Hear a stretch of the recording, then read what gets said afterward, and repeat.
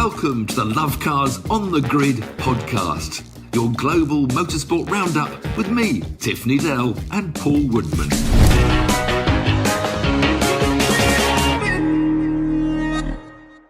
Welcome to Lovecars On The Grid, your global motorsport podcast roundup. A busy old weekend in terms of motorsport all over the globe, including Formula 1 and Formula 2 in Monaco. Porsche Supercup was also in Monte Carlo. He's also in Monte Carlo. We'll come on to that in a moment. Indy500, NASCAR, bikes at Mugello. Then we go over to the UK. We've got BTCC and we've got British GTs, I think, as well. But got to kick off with Formula 1 because you're in Monte Carlo now, living the dream, Tiff Needell. Yeah, a little bit tender this morning. I was hosting a corporate group with Motor Passion, the most wonderful tour guides, little company that takes people around the world, and I'm one of their ambassadors.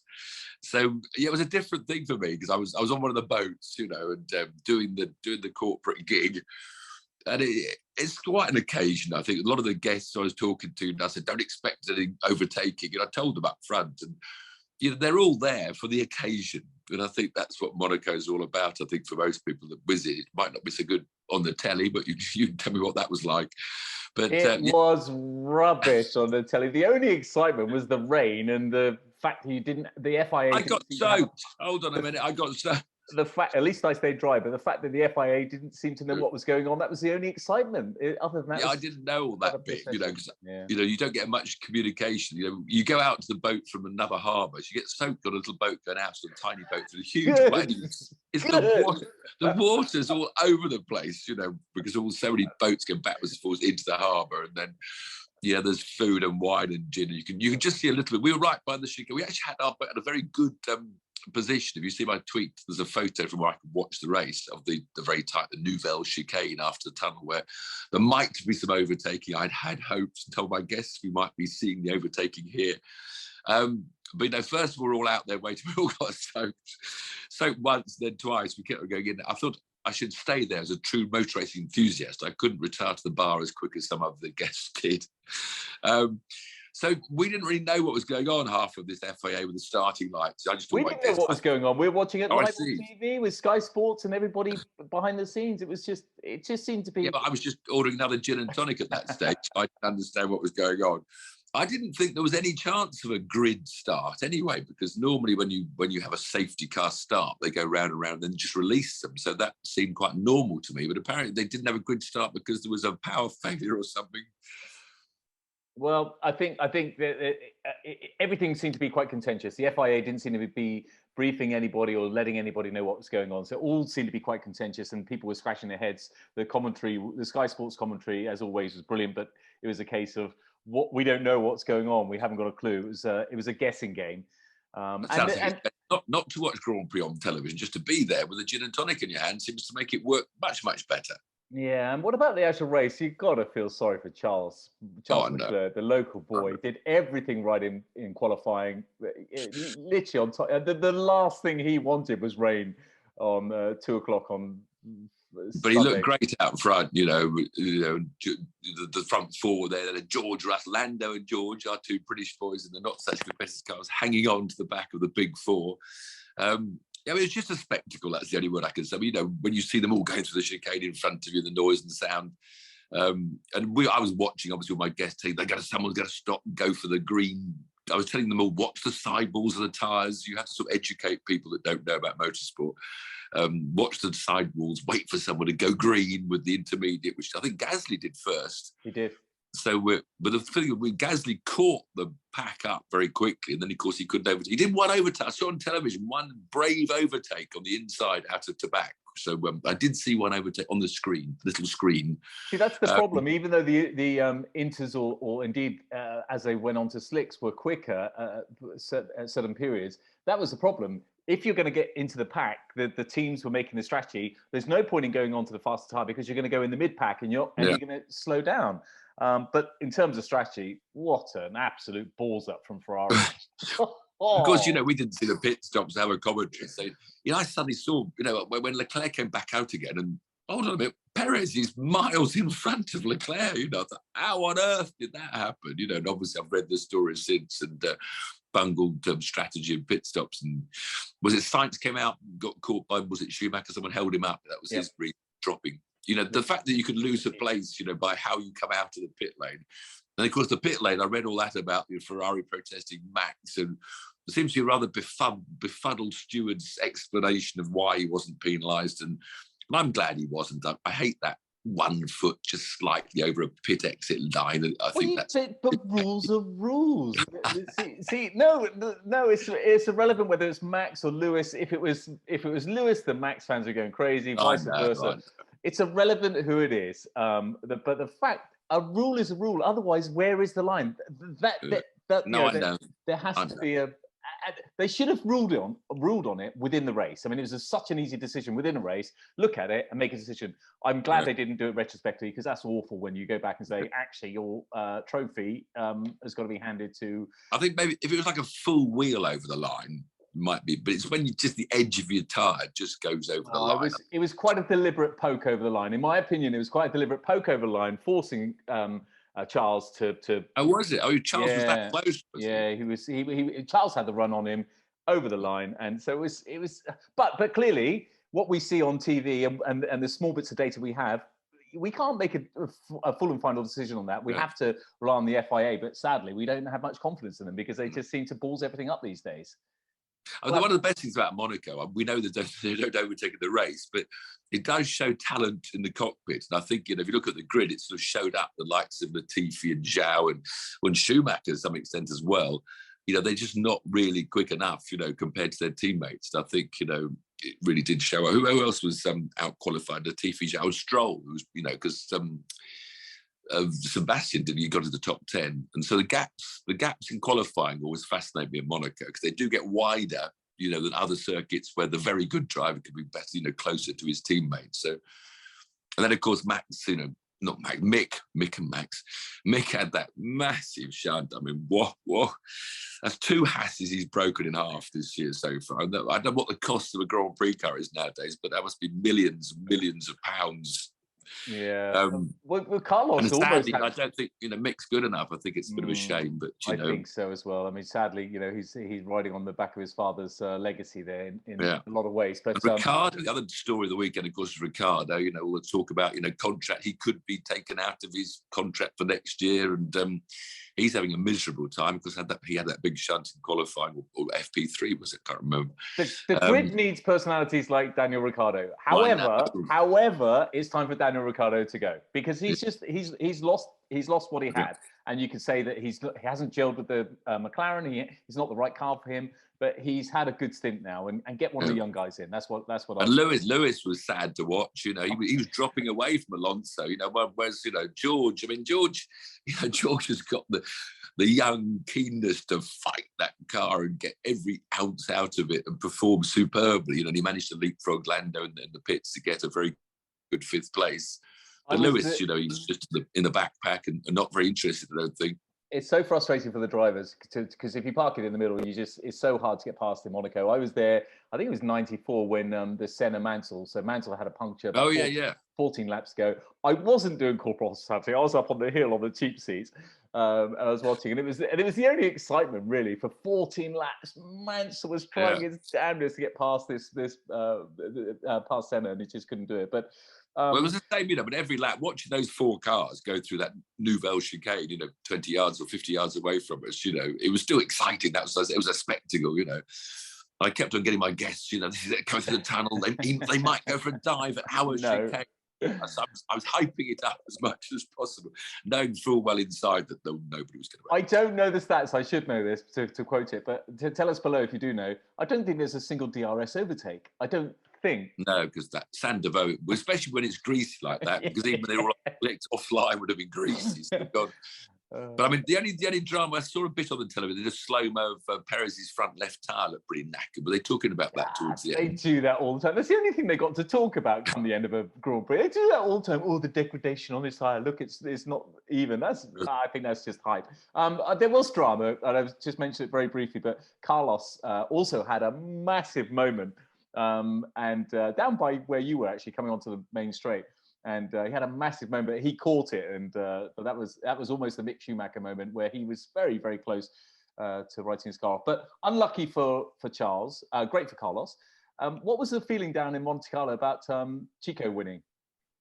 Well, yeah, everyone seems to love Chico. I think, he's a great character. I think those that I met within the sport, I met someone later that, said, I know Chico quite well and everybody loves him so much. So I think it was, the tear in his eye and, no Mexicans ever won the Monaco Grand Prix. So I think there's a lot of love for Chad. I think, of course, it came off of the Barcelona when he was told to give the place to Max and was a bit sort of upset about it, not fair. So I think it was quite nice in a way that he won the Grand Prix. But he'd pretty much rather have Monaco on his CV than Barcelona. So I think 100%. That's the one everybody wants to win. Other than their home country, that's the one everyone wants. Yeah, I think everybody still wanted Leclerc. I think Leclerc, the principality, the Monaco story and Ferrari.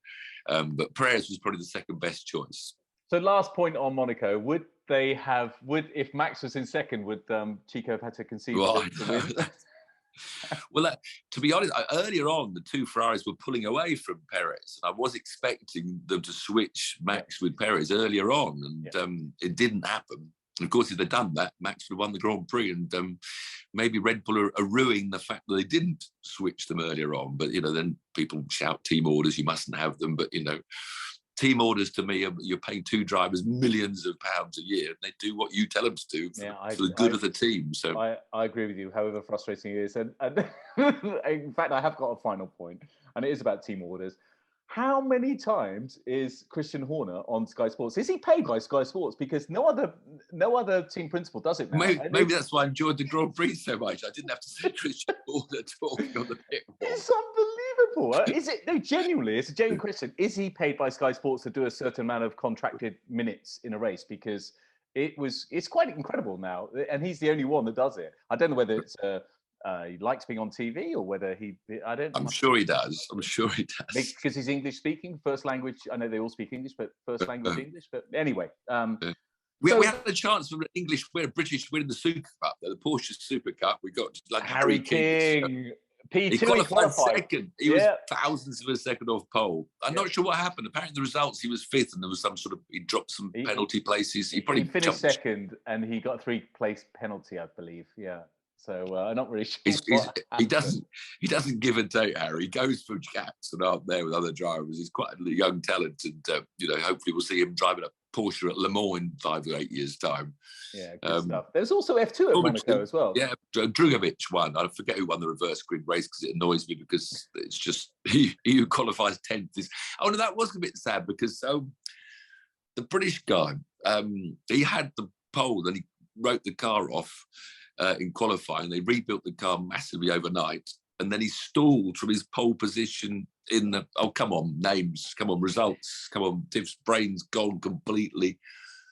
It might be something to do with the drinking last night. Yeah. Anyway, so. But to refer to him, that was a great shame. But the reverse grid was won by who was second on the grid. But Drugovic seems for the class of F2 at the moment. So it'd be great to see a Brazilian maybe back in Formula One next year if you can get a gap. Good stuff. Let's go to America. Hughes.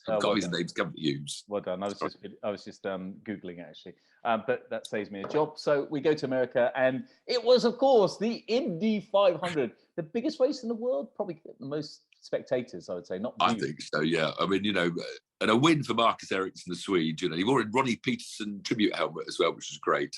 Marcus was a guy, he won in Formula 2 and Formula 3. He had I don't know how many seasons, he had 2 or 3 seasons in Grand Prix racing, didn't he, with a very, very back of the grid team and didn't seem to quite have the skill to be jumped into a Ferrari. So he's been plying his trade over in IndyCar, for about 2 or 3 years now. And, I think he would almost rather have won the Indy 500 than a single Grand Prix. I think, if that's your career level, I think one IndyCar, Indy 500.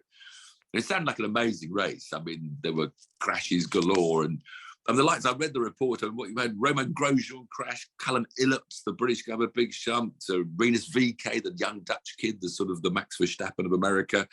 There's Scott McLaughlin, who won the championship. And Jimmy Johnson had that huge shunt right at the end. And, they're all saying, most of them just say, it just went on me. They seem to get surprised. Doing 220 miles an hour around corners and the back suddenly steps out on you. But loads of different leaders, a great band. Scott Dixon, of course, who was on pole, who was the favourite, and he had a pit lane speeding infringement, who dropped him back. Alex Palou, the Spanish champion at the moment, the reigning champion, he had a some pit lane penalty. They're all Chip Ganassi. The Chip Ganassi cars seem to have the pace. And Marcus Ericsson was Chip Ganassi, and so was Dixon Palau, and Tony Kanaan was third. He's another Ganassi car. So it was a pretty Ganassi-dominated day. But, it just sounded like it was a blitz of a race with plenty of overtaking and action. And I wish I'd watched it last night instead of reading the report. Pato O'Ward came second, the McLaren, in between the two cars. I'd like to see him in Formula One, I think, to get Daniel over to America, do a bit of glitz and glamour of Indy500, and do a seat swap for the second half of the season. Could be. Well, one of his team anyway. But of course, they gave the other guy in their test drive, which upset Pato. Who knows? But anyway, it sounded like the Indy 500 lived up to its reputation as an amazing spectacle, as did NASCAR. Again, over in America, I know people think, why do I keep on mentioning NASCAR and IndyCar? But there's great racing. They're overtaking, and anybody has a chance to win. And now the Charlotte 600 miles, the longest race on the calendar, sound like a crash fest as well. Kyle Larson, is my favourite. He rode to his car from qualifying, which means you have to start from the back of the grid with your backup car. So he had a bad beginning to the race. Then apparently he was hitting the wall and spinning during the race. There was a lovely quote I read this morning that he's on the radio to his team saying, "I just suck. Me as a driver, I just suck." You imagine a Grand Prix driver saying that? It's just me. Sorry, guys, I just suck. Well, some of the stuff you hear on the Grand Prix for the Grand Prix drivers now is just, get over it. You quite like a bit of emotion, but I just think you got to be a bit more professional. And Chris Bush had a huge shunt, rolling over about 5 times. There was a big multiple shunt on the start-finish area, and he got on the grass in front of the pits and dug in and rolled over about 5 times. Denny Hamlin won for Toyota, so it was another Toyota win as followed last week. But entertainment, you may not like the fact that all the Indy cars are the same car, or all the NASCARs are big old trucks, but it's entertainment. Speaking of entertainment, let's go to Italy, Mugello, for some two-wheel entertainment. Did you catch any of that? Yeah, I saw it on the boat while we were waiting for the Grand Prix on the telly. We saw the Moto GP race. I didn't see the Moto 2, Moto 1. The Ducati boy, was it Francesco Bagnaia, came through for another win. So he's looking, in fact, he's now up to second in the championship because Fabio Quartararo on his Yamaha, he was chasing hard and still leads the title now.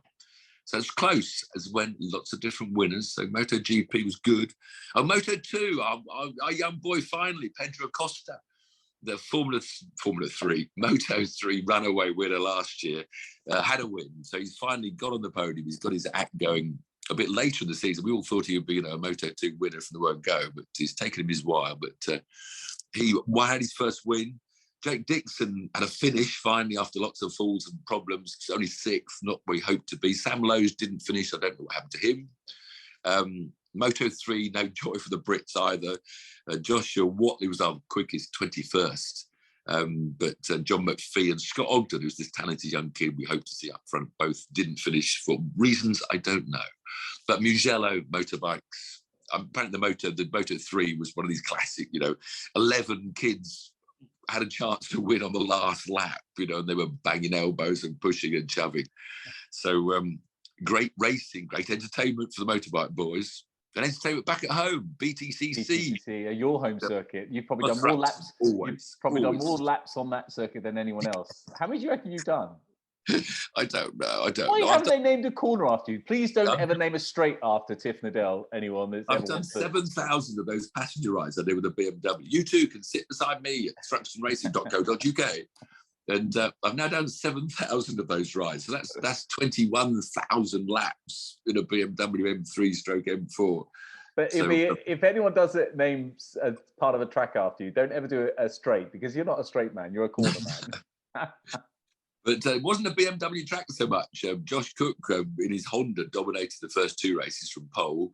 So he had 2 wins. Then the reverse grid race gave a win for BMW because it was Adam Morgan came through for his first win of the year in a private BMW. But the reverse grid race put my mate Plato on pole. And of course, Jason, for the last, it feels like 10 years, it's probably about 3 years, has been trying to get from his 97 wins up to 100. And there he was on pole, which he had he was a teammate for Cook, so his Honda, he's got a good car this year, so he's got much better chance of winning again. But he fluffed the start, and he was running fifth on the back of the pack. Then he apparently fell off. I haven't seen what happened, but he made a mistake and went off and dropped to the back. It's pretty brutal racing.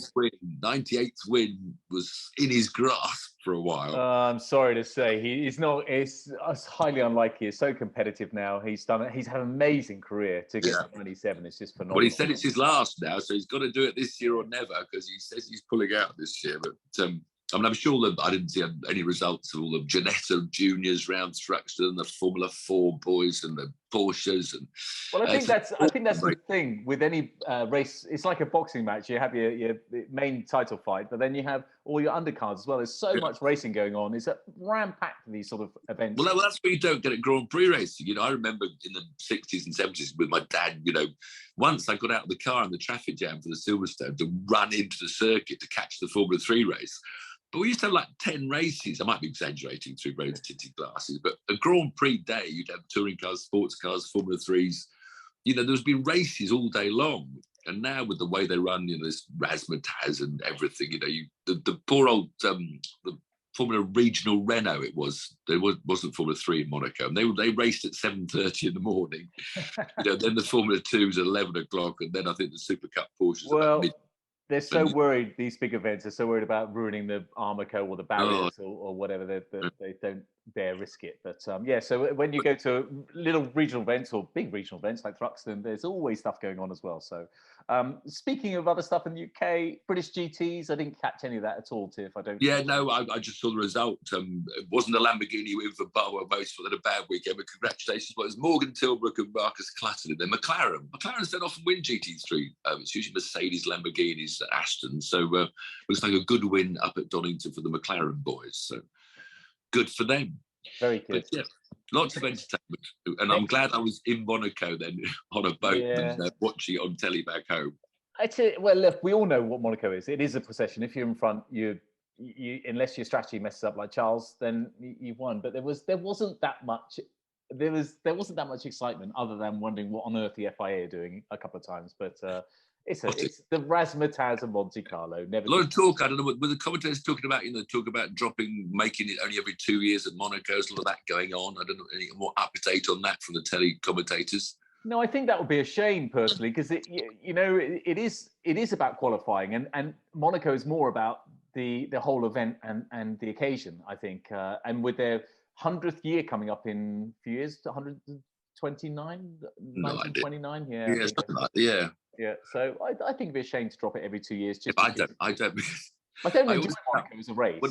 Well, I end up working there every year, so I'm committed to the Monaco Grand Prix and earning. But if we can miss out here, go every 2 years, I could then go to, what's that little race in America that I've never been to that always clashes with Monaco? Yeah. And maybe Motor Passion could take some guests out to the Indy500 with me hosting the trip. And I'd finally get to watch the Indy500, which is something I desperately want to do. So 2 plugs this week, Thruxton Fast Laps and Motor Passion. Yeah. But I also love cars, of course. We're making a new TV series coming up soon on your TVs and YouTube, and of course podcasts every Monday at 7 o'clock with me and Paul Woodman talking about great stuff. You were going to say and what's rubbish. On next week? What's on next week? I've written it down here somewhere. Whilst you're looking at that, I got to say that we have, believe it or not, got some videos coming out on the main channel as well. So we'll update you accordingly on the main channel, which will be good. Moto GP, probably the biggest thing coming up this weekend in Barcelona. So that'll be good stuff down that long straight with the Moto 3 boys 10 wide. World Rally Championship goes to Italy, where this amazing Calle Rovampera will maybe win 4 rallies on the trot as he dominates rallying. Indy cars and the IMSA sports cars both go to that Belle Isle Detroit track where overtaking is almost impossible, but it's very spectacular. As Formula E, for those that love Formula E, is in Jakarta. They're out there. And of course, there's a NASCAR race at Gateway. So as always, plenty of entertainment from the motorsport world next weekend. Join us next weekend. Cheers. Oh, and before you go, 7 o'clock, the same time as this podcast comes out, it's ITV4 for me and the Monaco Historique from 2 weeks ago when I presented the show. So all the highlights, I should have said this, to see some real racing at Monaco, overtaking at Monaco. Part 1 tonight, part 2 Tuesday, 7 p.m, ITV4. Real racing. That's British summertime. He's in Monaco. He said 7 p.m. British summertime, just to clarify. Cheers.